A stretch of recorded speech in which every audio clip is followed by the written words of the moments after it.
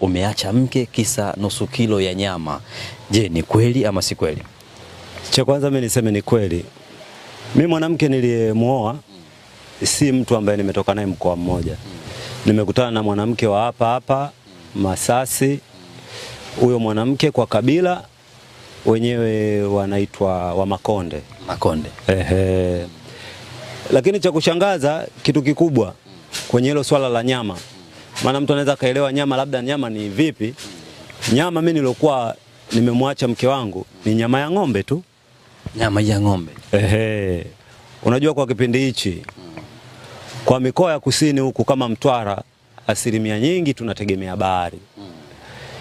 Kwa hiyo unapokuta nyama kwa kipindi hichi tunaenda kwenye msimu wa Christmas, nyama inapanda bei. Kilo ya nyama sasa hivi ni 12,000. Kilo ya nyama 12,000 huku Mtwara. Sasa nimejichanga nikasema mimi ndugu yangu ninunue nusu ya nyama. Kununua nyama ile nusu.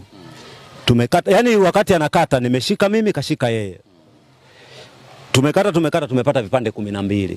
Nusu ya nyama umetoa vipande 12. Wewe na yeye mmeshiriki kukata. Na ukiangalia kwenye familia sisi tuna watoto wangapi? 4. Ina maana ukijumlisha tuna watoto wangapi? Mimi na mke wangu tukijumlisha na watoto 4 na mimi mwenyewe na mke wangu tunakuwa 6. Watu 6. 12 na maana vile vipande kila mmoja apate viwili. Mwisho wa siku imefika muda wa sasa wa kula na kutana vipande 5. Mmekata nyama vipande 12 kabla ya kupika. Muda wa kula umefika, mmekutana vipande 5. Nini kilifuata? Kilichofuata namuuliza mwenzangu, sasa hivi vipande vilikuwa 12, vimebaki 5. Hivi 7 vimeenda wapi? Anambia, nilionja. Hivi kweli kwa akili yako inakuingia akilini mwanamke aonje vipande 7?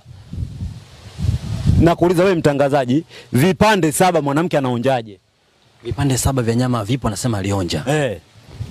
Ina maana kwenye watoto wale 4 tukijumlisha sisi wazazi vile vipande 6 hatuvipati, na maana vipande 5 mmoja anapelea. Sasa asile yeye. Nile mimi na wanangu. Nilichokifanya vilivyobaki hivi 5 mimi na wanangu tukala kimoja kimoja. Tukala kimoja kimoja. Ili yeye asione kama sisi tumemnyima. Nilichoamua nikamwambia mama, hapa tulipofikia panatosha. Ukaandika talaka. Nikaandika kabisa, nikachukua kwa mkono wangu. Tena sio moja, talaka 3. Sitaki tena kumrejea.